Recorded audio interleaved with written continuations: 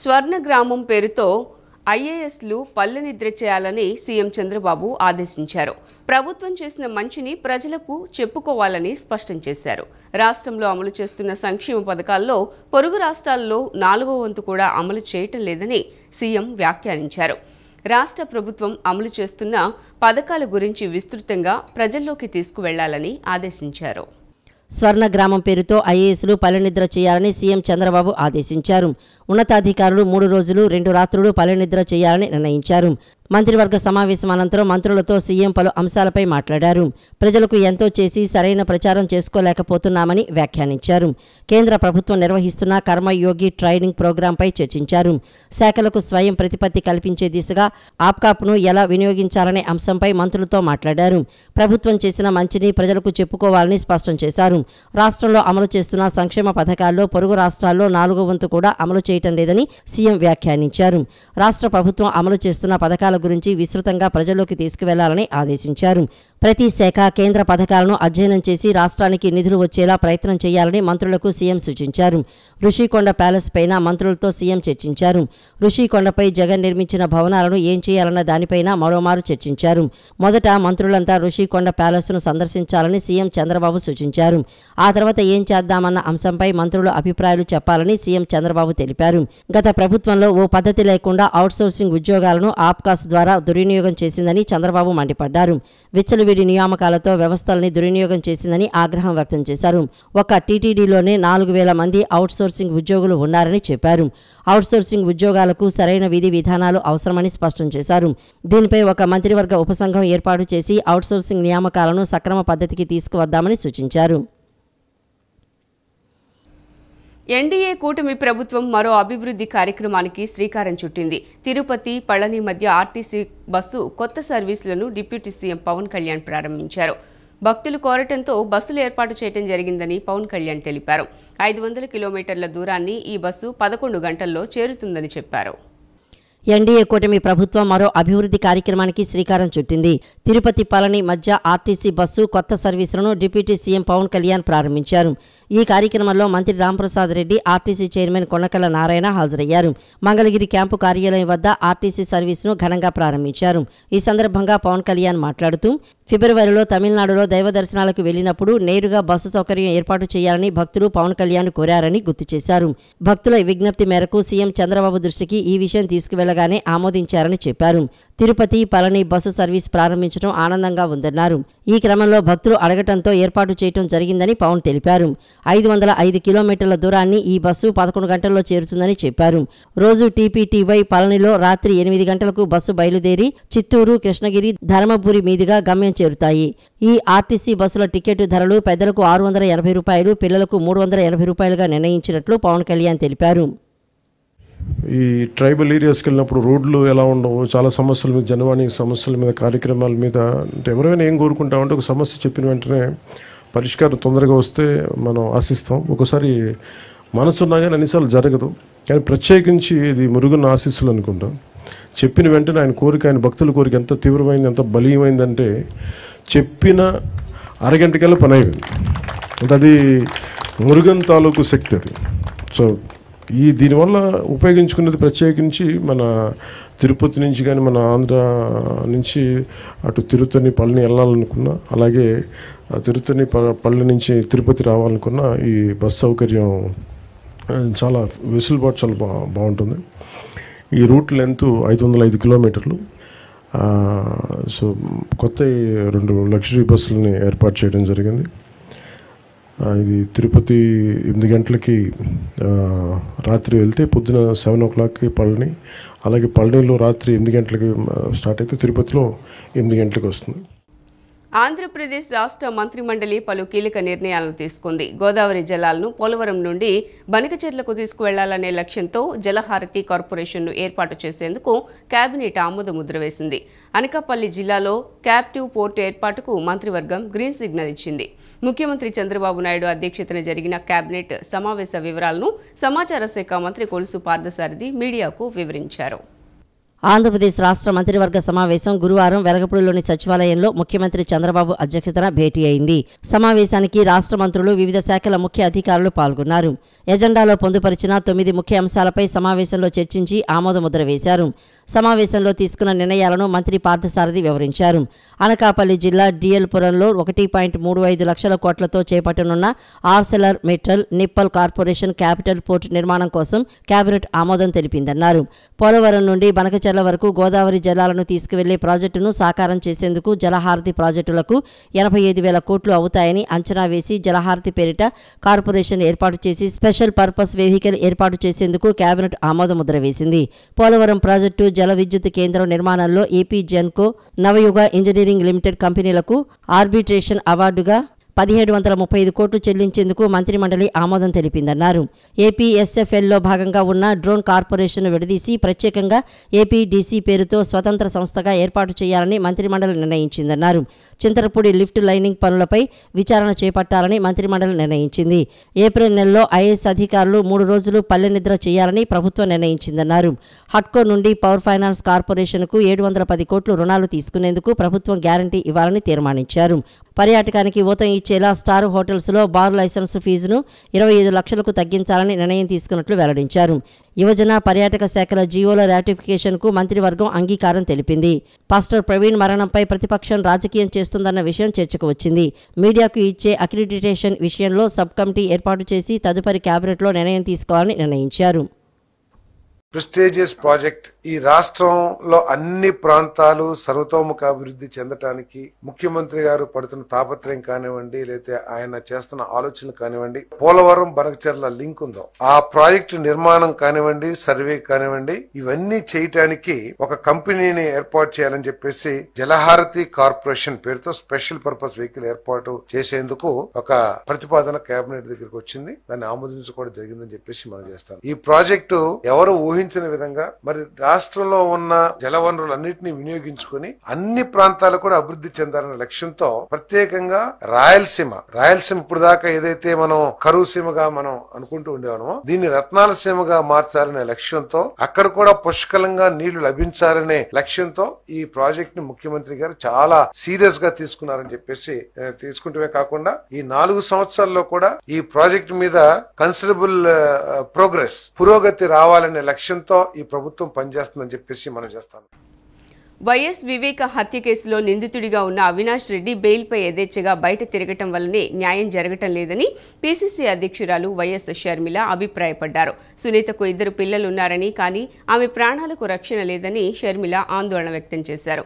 వివేక హత్య కేసు నిందితులు సునీతనేమైనా చేస్తారనే భయం ఉందని ఆందోళన వ్యక్తం చేశారు. వైఎస్ వివేక హత్య కేసులో నిందితుడైన అవినాష్ రెడ్డి వ్యవహార శైలిపై పీసీసీ అధ్యక్షురాలు వైఎస్ షర్మిల సంచలన వ్యాఖ్యలు చేశారు. వైఎస్ వివేక హత్య కేసులో నిందితుడిగా ఉన్న అవినాష్ రెడ్డి బెయిల్పై యథేచ్ఛగా బయట తిరగడం వల్లనే న్యాయం జరగటం లేదని షర్మిల అభిప్రాయపడ్డారు. ఇంకా అవినాష్ రెడ్డి బెయిల్పై బయట ఉండి సాక్షులను బెదిరిస్తున్నారని ఆరోపించారు. బెయిల్పై ఉన్న వ్యక్తులు సాక్షులను బెదిరించి ఒత్తిడి చేస్తుంటే న్యాయం ఇంకెప్పటికీ జరుగుతుందని ప్రశ్నించారు. ఈ కేసులో సాక్షులు ఒక్కొక్కరుగా ప్రాణాలు కోల్పోతున్నారని అన్నారు. అదేవిధంగా సునీతకు 2 పిల్లలున్నారని, కానీ ఆమె ప్రాణాలకు రక్షణ లేదని షర్మిల ఆందోళన వ్యక్తం చేశారు. వివేక హత్య కేసు నిందితులు సునీతను ఏమైనా చేస్తారనే భయం ఉందని, ఇటీవల తనకు తెలిసిన అంశాలు తనను ఆలోచింపచేస్తున్నాయని షర్మిల వివరించారు. ఇటీవల వచ్చిన ఒక అంశం నన్ను ఆలోచింపచేసింది. అవినాష్ బెయిల్ క్యాన్సల్ అయ్యే విషయంలో డిస్కషన్స్ జరుగుతున్న సమయంలో ఒకసారి వెనక్కి వెళ్ళి అంతా ఆలోచన చేస్తే ఇప్పుడు తెలిసిన విషయం ఏమిటి అంటే అవినాష్ బెయిల్ క్యాన్సల్ చేయాలి అంటూ కోర్టులో దాఖలైన కేసుకి ఆంధ్రప్రదేశ్ ప్రభుత్వం కూడా ఇప్పుడు అడిషనల్గా వాళ్ళ రిపోర్ట్ ఇవ్వడం జరిగింది. ఆ రిపోర్ట్లో న్యూస్లో వచ్చేంత వరకు నాకు కూడా తెలియదు ఇది. ఆ రిపోర్ట్లో చాలా క్లియర్గా రాసిన అంశం ఏమిటంటే ఇన్వెస్టిగేటింగ్ ఆఫీసర్ని అవినాష్ రెడ్డి వాళ్ళ ఇంటికే పిలిపించుకొని 2 పోలీస్ ఆఫీసర్లను అడిషనల్ ఎస్ఐ అడిషనల్ ఎస్పీ అనుకుంటా 2 పోలీస్ ఆఫీసర్లను వాడుకొని ఇన్వెస్టిగేటర్ ఆఫీసర్ని తన ఇంటికే పిలిపించుకొని అక్కడ బెదిరించి ఒత్తిడి చేసి తప్పుడు రిపోర్టు మీద ఆ ఇన్వెస్టిగేటివ్ ఆఫీసర్ చేత సంతకం పెట్టించారట. సాక్ష్యాలు ఆధారాలు అన్నీ చూపుతూ ఆ రిపోర్ట్ దాఖలు చేసింది ప్రభుత్వం. ఇంతవరకు కూడా న్యాయం జరగలేదు అంటే దానికి కారణం అవినాష్ రెడ్డి స్వేచ్ఛగా తిరుగుతున్నాడు కాబట్టి. దేశంలో గనుల బ్లాకులు వేలం మరియు ఆపరేషనలైజేషన్ అంశాలపై ప్రత్యేక దృష్టి సారించాలని పీఎం ముఖ్య కార్యదర్శి పీకే మిశ్రా సీఎస్లకు సూచించారు. ఈ అంశాల ప్రక్రియనంతటినీ వేగవంతంగా పూర్తి చేసేందుకు సీఎస్లు అవసరమైన చర్యలు తీసుకోవాలని ఆయన ఆదేశించారు. దేశంలో గనుల బ్లాకులు వేలం మరియు ఆపరేషనలైజేషన్ అంశాలపై కేటగిరీ ఏలోని 10 రాష్ట్రాల ప్రభుత్వ ప్రధాన కార్యదర్శులతో ప్రధానమంత్రి ముఖ్య కార్యదర్శి ప్రమోద్ కుమార్ మిశ్రా ఢిల్లీ నుండి వీడియో సమావేశం నిర్వహించారు. దేశంలోని 21 రాష్ట్రాల్లో గనులకు సంబంధించిన రాష్ట్రాలను ఏబీసీ అనే 3 కేటగిరీలుగా విభజించగా ఏ కేటగిరీలోని ఒడిశా, కర్ణాటక, రాజస్థాన్, మధ్యప్రదేశ్, ఆంధ్రప్రదేశ్, మహారాష్ట్ర, గుజరాత్, జార్ఖండ్, ఛత్తీస్గఢ్, ఉత్తరప్రదేశ్ రాష్ట్రాల సీఎస్లతో పీఎం ముఖ్య కార్యదర్శి పీకే మిశ్రా వీడియో సమావేశం ద్వారా ఆయా మినరల్ బ్లాకుల వేలం మరియు ఆపరేషనలైజేషన్కు సంబంధించి ఇప్పటివరకు తీసుకున్న చర్యలు, ఇతర అంశాలపై సమీక్షించారు. ఈ వీడియో సమావేశంలో ప్రభుత్వ ప్రధాన కార్యదర్శి కె విజయానంద్ పాల్గొని ఆంధ్రప్రదేశ్ రాష్ట్రానికి సంబంధించిన మినరల్ బ్లాకుల వేలం, ఆపరేషనలైజేషన్ ప్రక్రియకు సంబంధించి ఇప్పటివరకు తీసుకున్న చర్యలను వివరించారు. మహిళల హక్కుల భద్రత రక్షణకు తమ ప్రభుత్వం అత్యధిక ప్రాధాన్యతనిస్తోందని రాష్ట్ర మహిళా, శిశు సంక్షేమ మరియు గిరిజన సంక్షేమ శాఖల మంత్రి గుమ్మడి సంధ్యారాణి తెలిపారు. గుంటూరులో శక్తి సదన్ మహిళా వసతి గృహాన్ని ప్రారంభిస్తున్నామన్నారు. కేంద్ర రాష్ట్ర ప్రభుత్వాలు మహిళల భద్రతకు అత్యంత ప్రాధాన్యతనిచ్చే విధంగా చర్యలు తీసుకుంటున్నాయని పేర్కొన్నారు. విజయవాడ పాత ప్రభుత్వ ఆసుపత్రి ప్రాంగణంలో ఏర్పాటు చేసిన వన్ స్టాప్ సెంటర్ కొత్త భవనాన్ని రాష్ట్ర మహిళా, శిశు సంక్షేమం మరియు గిరిజన సంక్షేమ శాఖల మంత్రి గుమ్మడి సంధ్యారాణి ప్రారంభించారు. ఈ సందర్భంగా మంత్రి గుమ్మడి సంధ్యారాణి మాట్లాడుతూ వన్ స్టాప్ సెంటర్లో 11 నుంచి 13 మంది వరకు సిబ్బంది అందుబాటులో ఉంటారని అన్నారు.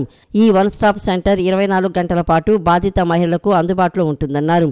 రాష్ట్ర వ్యాప్తంగా కొత్తగా నిర్మించే భవనాలకు నిధులు మంజూరు చేస్తామన్నారు. ముఖ్యమంత్రి నారా చంద్రబాబు నాయుడు మహిళల రక్షణకు ప్రాముఖ్యత ఇవ్వడం జరుగుతుందన్నారు. అందుకోసం ప్రత్యేకమైన చర్యలు చేపడుతున్నామని తెలిపారు. కేంద్ర రాష్ట్ర ప్రభుత్వాలు మహిళల భద్రతకు అత్యంత ప్రాధాన్యతను ఇచ్చే విధంగా చర్యలు తీసుకుంటున్నామని అన్నారు. గత ప్రభుత్వం కంటే భిన్నంగా మహిళలకు రక్షణతో పాటు వారికి అందవలసిన న్యాయం, ఆసుపత్రి సౌకర్యాలు కల్పించి బాధిత మహిళలకు వసతి సౌకర్యం కల్పిస్తామన్నారు. దీనికోసం తమ ప్రభుత్వం ప్రత్యేక చర్యలు తీసుకుంటుందన్నారు. గుంటూరులో శక్తి సదన్ మహిళా వసతి గృహాన్ని ప్రారంభిస్తున్నామని చెప్పారు. వన్ స్టాప్ సెంటర్లో మహిళలకు సలహాలు, సూచనలు అందిస్తామన్నారు. వన్ స్టాప్ సెంటర్ మహిళలకు ఎంతో ఉపయోగపడుతుందన్నారు. మహిళలు, పిల్లల భద్రత తమ ప్రభుత్వానికి అతి ముఖ్యమైన అంశాలని పేర్కొన్నారు. 5,600 అంగన్వాడీ కేంద్రాల్లో గర్భిణీలకు, బాలింతలకు, చిన్నపిల్లలకు పౌష్టికాహారం అందిస్తున్నామని చెప్పారు. అంగన్వాడీ కేంద్రాల్లో 960 మంది సిబ్బంది నియామకానికి నోటిఫికేషన్ ఇచ్చామని చెప్పారు. బాధిత మహిళలు వన్ స్టాప్ సెంటర్కు వచ్చి రక్షణ పొందవచ్చని, వారికి ప్రభుత్వం అండగా ఉంటుందని తెలిపారు. ఆంధ్రప్రదేశ్లో ఉన్నటువంటి 26 జిల్లాల్లో కూడా 26 వన్ టాప్ సెంటర్స్ మనం స్టార్ట్ చేస్తున్నాం. ఆల్రెడీ కొన్ని సెంటర్స్ మనం ప్రారంభించుకోవడం జరిగింది. ఈ వన్ స్టాప్ సెంటర్స్కి ఏంటంటే దాదాపు మనకి 60 లక్షల దాకా మనకి ఫండ్స్ కూడా వస్తున్నాయి. వీటితో మనం మొదలు పెట్టుకుంటున్నాం. ఇక్కడ 11 నుంచి 13 వరకు మనకి స్టాఫ్ కూడా ఉంటారు. ముఖ్యంగా ఏంటంటే ఈ సెంటర్ స్టార్ట్ చేసిన తర్వాత ఇది దిగ్విజయంగా జరగాలి అని ఎప్పుడు అనుకోలేము. కారణం ఏంటంటే ఇక్కడికి ఎంతమంది తక్కువ మంది వస్తే మనకి రాష్ట్రం అంత బాగుంది అన్నది మనకి బాగుంటుంది. ముఖ్యంగా ఏంటంటే బయట సామాజికంగా కానీ, బయట తిరిగిన దగ్గర ప్రైవేట్గా కానీ, లేదా గవర్నమెంట్ సెక్టర్లలో కానీ ఎక్కడైనా ఒక మహిళని వేధించినటువంటి కానీ, లైంగిక కానీ, శారీరకంగా కానీ, మానసికంగా కానీ ఎవరైనా వేధించబడినటువంటి మహిళలు ఇక్కడికి వచ్చి కంప్లైంట్ చేసుకుంటారు. కాబట్టి వాళ్ళు రాకూడదనే మనం అనుకోవాలి. అలాగైతే రాష్ట్రంలో ఉన్నటువంటి మహిళలందరూ కూడా ప్రశాంతంగా ఉన్నట్టు అనిపిస్తుంది. ఫస్ట్ ప్రభుత్వం అత్యధిక ప్రయారిటీని ఇస్తూ ఉంది. దాంట్లో భాగంగానే రాష్ట్రంలో అన్ని జిల్లా హెడ్ క్వార్టర్స్లోనూ వన్ స్టాప్ సెంటర్ని ప్రారంభించడం జరిగింది. ఇవాళ సెంట్రల్ నియోజకవర్గంలో ఇక్కడ ఏర్పాటు చేసినటువంటి ఈ వన్ స్టాప్ సెంటరు మహిళల వేధింపులకు కానీ, మహిళల మీద ఏదైనా అఘాయిత్యాలు కానీ జరిగినప్పుడు సంబంధిత అన్ని రకాల సిబ్బంది, లీగల్ సిబ్బంది కానీ, మెడికల్ కానీ, అలాగే పోలీస్ కానీ అందరూ కూడా ఇక్కడ వాళ్ళ కోసం 24/7 వేచి ఉంటారు. వాళ్ళకి అన్ని రకాలుగా ప్రొటెక్షను, సర్వీసు, యాక్షను ఏదైనా జరిగితే ఇమ్మీడియట్గా యాక్షన్ తీసుకోవడానికి ఈ సెంటర్లు ఉపయోగపడతాయి.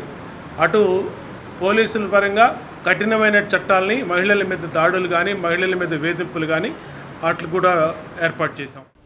బుడమేరు ఓల్డ్ ఛానల్కు సమాంతరంగా మరొక కొత్త ఛానల్ను కూడా 10,000 క్యూసెక్కుల సామర్థ్యంతో అభివృద్ధి చేయడానికి ప్రణాళికలు సిద్ధం చేసినట్లు మంత్రి నిమ్మల రామానాయుడు తెలిపారు. మున్సిపల్, రెవెన్యూ, డిజాస్టర్ మేనేజ్మెంట్ శాఖలు సమన్వయం చేసి ప్రతిపాదన ముఖ్యమంత్రి ముందు ఉంచుతామని తెలిపారు. గత ప్రభుత్వంలో బుడమేరు డైవర్షన్ ఛానల్ విస్తరణకు నిధులు ఉన్నా పనులు చేయలేదని విమర్శలు గుప్పించారు. అమరావతి సచివాలయంలో బుడమేరు ఆధునీకరణపై ఇరిగేషన్ అధికారులతో మంత్రి నిమ్మల రామానాయుడు సమీక్ష నిర్వహించారు. ఈ సందర్భంగా ఆయన మాట్లాడుతూ బుడమేరు 3 గంటల మరమ్మతుల కోసం కేబినెట్ ఆమోదించిన 39.05 కోట్లతో త్వరలోనే టెండర్లు పిలిచి పనులు పూర్తి చేయాలని తెలిపారు.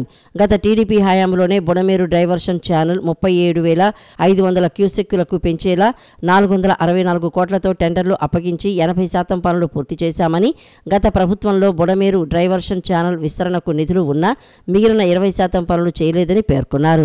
2014-19 టీడీపీ హయాంలో ఎనికేపాడు యూటీ నుండి కొల్లేరు వరకు వెళ్లే ఛానల్ విస్తరణ పనులను గత ప్రభుత్వం రద్దు చేసిందని తెలిపారు. బుడమేరు డైవర్షన్ కెనాల్ను 37,500 క్యూసెక్కులకు పెంచేలా పెండింగ్ పనులు పూర్తి చేయడానికి యాక్షన్ ప్లాన్ సిద్ధం చేయాలని తెలిపారు.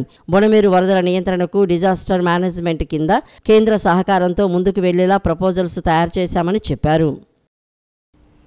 రైతాంగ వ్యతిరేక నల్ల చట్టాలను కేంద్ర ప్రభుత్వం వెంటనే రద్దు చేయాలని అఖిల భారత కిసాన్ సభ అధ్యక్షుడు రాజన్ క్షీరసాగర్ డిమాండ్ చేశారు. కుటిలపూరిత రైతాంగ పథకాలను కేంద్ర ప్రభుత్వం తెరపైకి తెస్తోందని తెలిపారు. దేశవ్యాప్తంగా రైతాంగం ఏకతాటిపైకి వచ్చి కేంద్ర ప్రభుత్వ విధానాలను తిప్పికొట్టాల్సిన అవసరం ఉందన్నారు. రైతు వ్యతిరేక నల్ల చట్టాలను రద్దు చేయకపోగా మరింత ప్రమాదకర చట్టాలు తెచ్చే కేంద్ర ప్రభుత్వ ప్రయత్నాలను నిరసిస్తూ రైతు సదస్సును ఆంధ్రప్రదేశ్ రైతు సంఘం ఆధ్వర్యంలో గాంధీనగర్లోని హనుమంతరాయ గ్రంథాలయంలో నిర్వహించారు. ఈ సదస్సుకు ప్రధాన వక్తగా హాజరైన రాజన్ క్షీరసాగర్ మాట్లాడుతూ గతంలో నరేంద్ర మోడీ ప్రభుత్వం తెచ్చిన దుర్మార్గపూరిత చట్టాలకు వ్యతిరేకంగా దేశవ్యాప్తంగా రైతాంగం 380 రోజుల పాటు సాగించిన ఆందోళనకు ఉపసంహరించుకున్న 3 నల్ల వ్యవసాయ చట్టాల స్థానంలో మరింత ప్రమాదకర చట్టాలు తెచ్చే ప్రయత్నంలో కేంద్ర ప్రభుత్వం ఉందని అన్నారు. ఈ క్రమంలోనే కుటిలపూరిత రైతాంగ పథకాలను కేంద్ర ప్రభుత్వం తెరపైకి తెస్తోందని చెప్పారు. దేశవ్యాప్తంగా రైతాంగం ఏకతాటిపైకి వచ్చి కేంద్ర ప్రభుత్వ విధానాలను తిప్పికొట్టాల్సిన అవసరం ఉందన్నారు.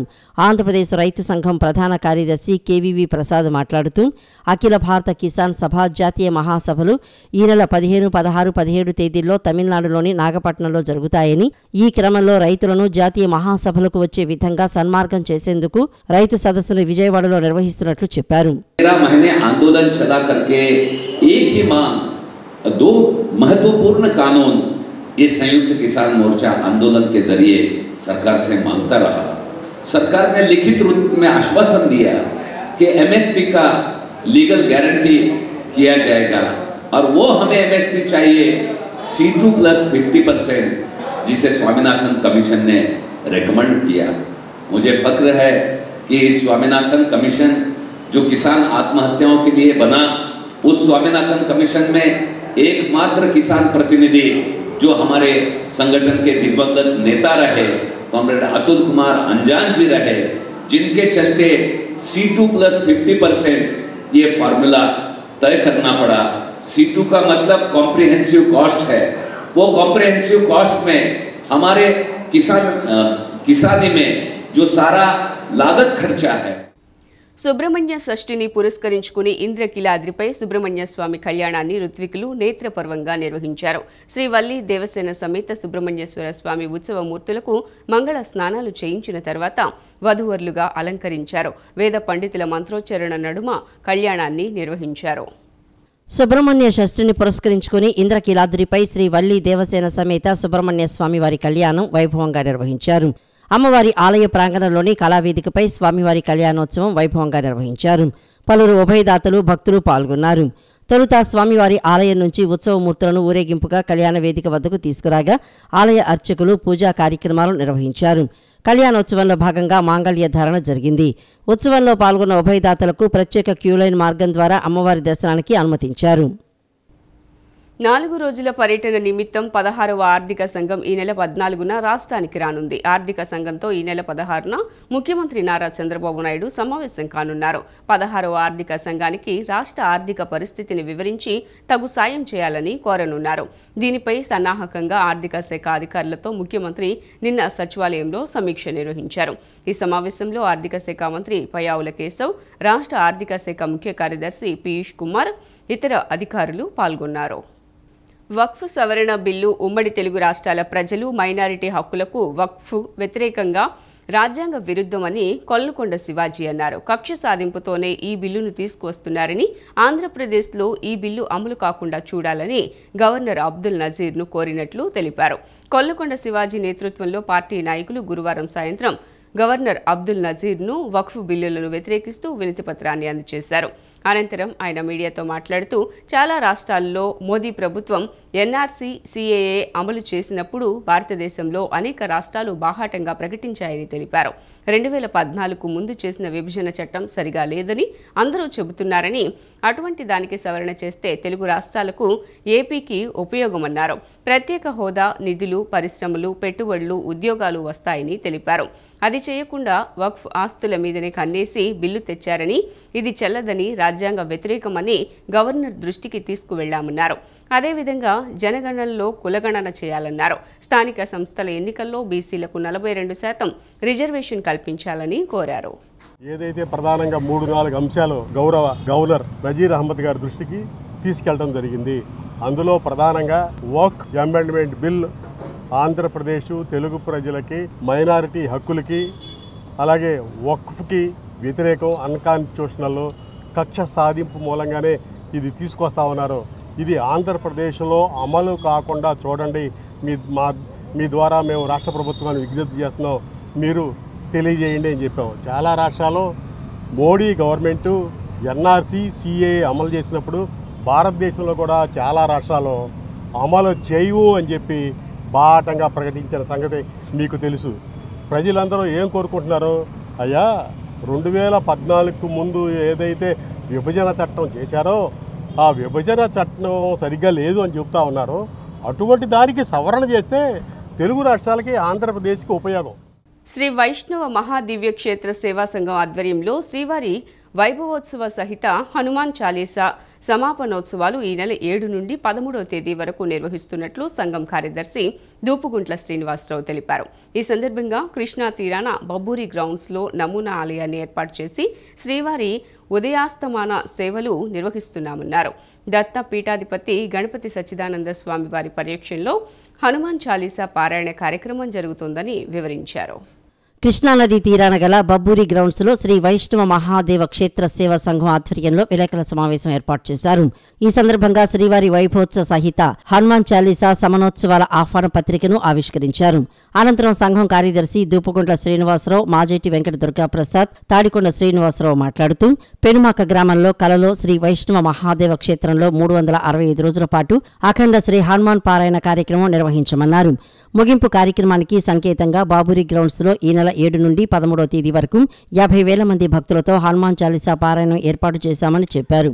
శ్రీవారి నమూనా ఆలయాన్ని రూపొందించి తిరుమల తరహాలో ఉదయాస్తమాన సేవలు నిర్వహిస్తున్నట్లు తెలియజేశారు.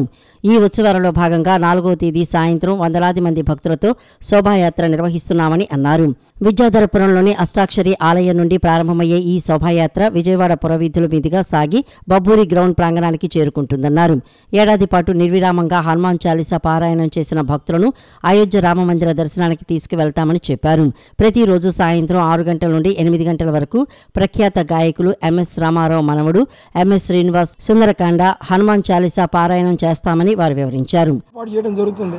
అట్లానే ప్రతిరోజు సాయంత్రం 6 గంటల నుండి 8 గంటల వరకు సుందరకాండ ఎంఎస్ రామారావు గారి మనవడు శ్రీమాన్ పి శ్రీనివాస్ గారిచే సుందరకాండ పారాయణతో పాటుగా హనుమాన్ చాలీసా పారాయణ వేల మంది భక్తుల సమక్షంలో ప్రతిరోజు 7వ తారీఖు సాయంత్రం నుండి 13వ తారీఖు వరకు జరుగుతుంది.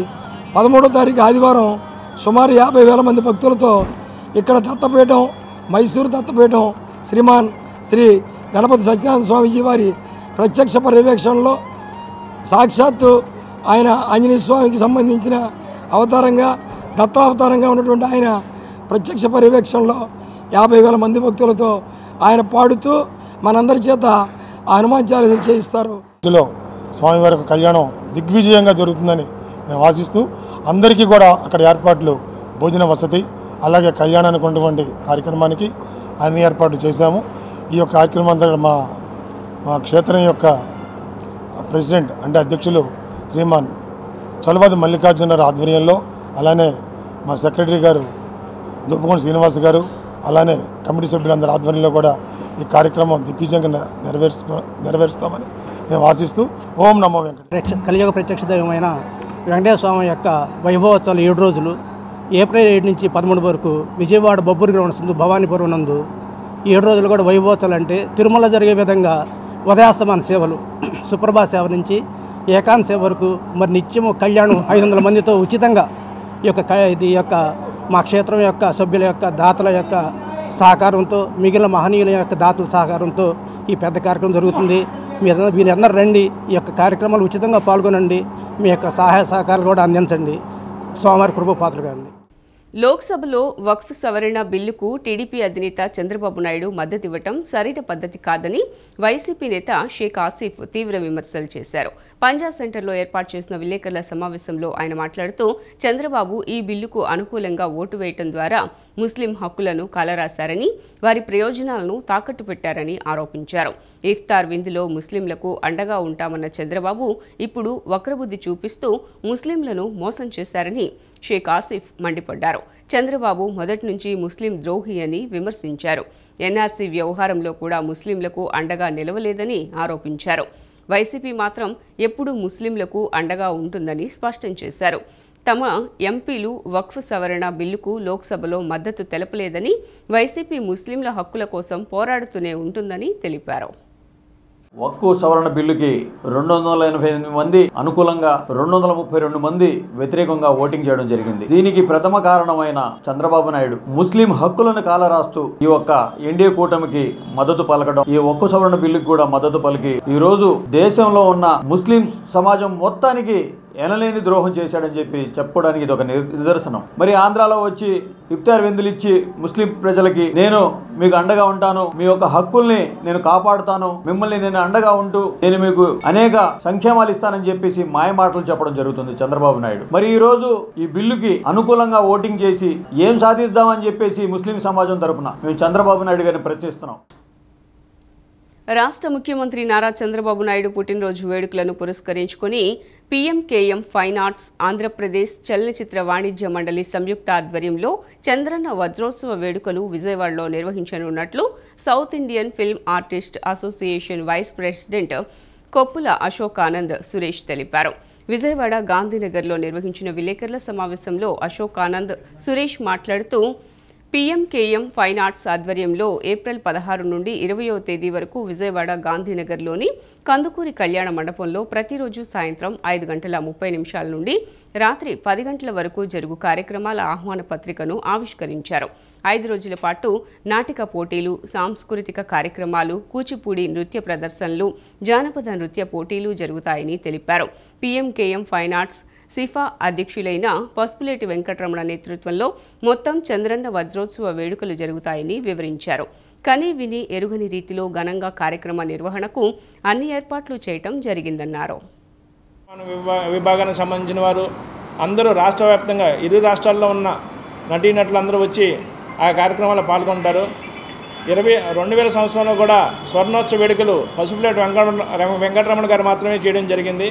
అలాగే వజ్రోత్సవ వేడుకలు కూడా పీఎంకేఎం సంస్థ తరఫున ఆయన ఒక్కళ్ళు మాత్రమే చేయడం జరుగుతుంది. అధికారం ఉన్నప్పటికీ లేనప్పటికీ 1996 నుంచి నాటి నుండి నేటి వరకు ఖచ్చితంగా ఏప్రిల్ 20వ తేదీన చంద్రన్న వజ్రోత్సవ వేడుకలు కానీ చంద్రన్న పుట్టినరోజు వేడుకలు కానీ నిర్వహించడం జరుగుతుంది. అధికారంతో సంబంధం లేకుండా నిస్వార్థంగా ఆయన మీద ఉన్న ప్రేమ అభిమానాలతో ఈ కార్యక్రమం చేస్తున్నాము. అలాగే ఇప్పటి వరకు జరిగిన కార్యక్రమాలు ఒక ఎత్తు, 75వ వజ్రోత్సవం వేడుకలు అయితే ఘనంగా నిర్వహించడానికి అన్ని విధాలుగా ఏర్పాట్లు చేయడం జరిగింది. కందుకూరి కళ్యాణ మండపం మన జింకాన గ్రౌండ్స్ పక్కన ఉన్నటువంటి చంద్రబాబు నాయుడు గారి పుట్టినరోజు సందర్భంగా నాటక పోటీలని ఆ థియేటర్లో మనం నిర్వహించడం జరుగుతుంది. అది 16వ తారీఖు నుంచి 20వ తారీఖు వరకు ప్రతిరోజు కూడా 3 నాటిక పోటీలు, అట్లా చివరి రోజు జానపద నృత్యాలు, అలాగే క్లాసికల్ డ్యాన్సెస్, ఇలాగ కొన్ని పోటీలను నిర్వహిస్తూ ప్రతిరోజు కూడా నాటికలతో పాటు సాంస్కృతిక కార్యక్రమాల పోటీలు కూడా నిర్వహిస్తున్న సంస్థ మా పిఎంకేఎం సంస్థ. మా పసుపులేటి వెంకటరమణ గారు పిఎంకేఎం సంస్థకి అధ్యక్షులుగా ఉన్నారు. వారి ఆదేశాల మేరకు మేము ఈ రోజున ఈ ప్రెస్ మీట్ నిర్వహించడం జరుగుతుంది. కృష్ణానది తీరంలో ఏర్పాటు చేసిన తాజ్మహల్ టీ క్యాటిల్ ప్రదర్శన సందర్శకులను విశేషంగా ఆకట్టుకుంటోంది. ప్రతి శని, ఆదివారం ఈ ప్రదర్శనను సందర్శించి కృష్ణమ్మ తీరాన్ని వీక్షిస్తూ టీ ఆస్వాదించే అవకాశాన్ని టీ ప్రేమికులు సద్వినియోగం చేసుకుంటున్నారు. ఈ ప్రదర్శనలో మురళీ వాయిద్యం ప్రత్యేక ఆకర్షణగా నిలుస్తోంది. Hindustan Unilever Limited Brooke brand Taj Mahal సంగీతంతో టీ అనుభూతిని మేళవించే వినూత్న చాయ్ బన్సూరుని ఆవిష్కరించింది. ఈ ప్రత్యేక టీ కెటిల్ ద్వారా టీ కాచే సమయంలో ఆవిరి వేణువుగా మారి రాగ హంసధ్వని వినిపిస్తుంది. తాజ్ మహల్ టీ భారతీయ శాస్త్రీయ సంగీతంతో దీర్ఘకాల అనుబంధాన్ని కొనసాగిస్తూ సుకూన్ కే పాల్ భావనను ముందుకు తీసుకువెళ్తుంది. ఈ కొత్త ఆవిష్కరణ విజయవాడలోని కృష్ణమ్మ నదీ చెంతన పున్నమి ఘాటిలో Taj Mahal tea house popup ప్రవేశపెట్టింది. అక్కడ అతిథులు శాస్త్రీయ సంగీతం వినిపించే టీ అనుభవాన్ని ఆస్వాదించవచ్చు. నిర్వాహకులు మాట్లాడుతూ తాజ్ మహల్ చాయ్ బన్సూరి టీ తయారీని సంగీత సమ్మేళనంగా మార్చే అద్భుత ఆవిష్కరణని పేర్కొన్నారు. శని, ఆదివారాల్లో ఈ కార్యక్రమం జరుగుతుందన్నారు. చాయ్ బన్సూరి టీ మరిగించే ప్రతి క్షణాన్ని సంగీత క్షణంగా మార్చే అద్భుతమైన ఆవిష్కరణని పేర్కొన్నారు.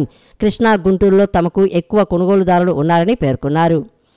Indian classical music, what the Ogilvy team, who's our creative agency, has done fantastically well, along with the partnership with Mindshare team, who are media agency, is to create a tea kettle, which is right behind me, which basically in its spout has a flute which is built in, which plays when the tea is boiled inside the kettle and plays ragas for the audience. This is our attempt of further closely linking up the Taj Tea brand with the Indian classical music, and this will be open to the public starting Saturday, Sunday, for people to come and enjoy along with a cup of tea from Taj Mahal Tea and have a nice weekend on the banks of Krishna with a good cup of tea and some great Indian classic. Tadepalli police station పరిధిలోని బ్రహ్మానందపురం గ్రామ శివారుల్లో జాతీయ రహదారికి సమీపంలో వాహనదారులను అసభ్యంగా వేధిస్తున్న ఒక ట్రాన్స్జెండర్ను అదుపులోకి తీసుకున్నట్లు తాడేపల్లి సిఐ కళ్యాణ్ రాజు తెలిపారు. సదరు వ్యక్తిని స్టేషన్కు తీసుకువచ్చి కౌన్సిలింగ్ ఇచ్చి కేసు నమోదు చేశామన్నారు. ట్రాన్స్జెండర్ల ఆగడాలపైన ఏవైనా సమాచారం ఉంటే వెంటనే పోలీసులకు సమాచారం అందించాలని కోరారు. చట్ట ప్రకారం కఠిన చర్యలు తీసుకుంటామని సిఐ కళ్యాణ్ రాజు హెచ్చరించారు. తాడేపల్లి పోలీస్ స్టేషన్ పరిధిలో ఈ ట్రాన్స్జెండర్స్ యొక్క సమాచారం, ఎవరైతే ట్రాన్స్జెండర్స్ కొంతమంది మండల పరిధిలో భిక్షాటన పేరుతో అలాగే వచ్చిపోయే వాహనదారుల్ని ఆపి వ్యభిచారానికి పాల్పడినట్లు నా సమాచారం ఉన్నా, అలాగే వ్యక్తులతో ప్రయాణికులతో కానీ లేకుంటే దాన్ని వెళ్ళే షాపుల వాళ్ళతో కానీ యజమానులతో కానీ ఎవరైనా అసభ్యంగా ప్రవర్తించినట్లు ఏదైనా సమాచారం ఉన్నట్లయితే మాకు ఆ సమాచారం ఇచ్చినట్లయితే సదరు ట్రాన్స్జెండర్స్ మీద ఖచ్చితంగా దాని మీద చట్టం ప్రకారం కఠిన చర్యలు తీసుకుంటామని ఈ సందర్భంగా తెలియజేస్తాం. సిటీ న్యూస్ ఇంతటితో సమాప్తం. తిరిగి వార్తల్లో మళ్ళీ కలుద్దాం. అంతవరకు సెలవు. నమస్కారం.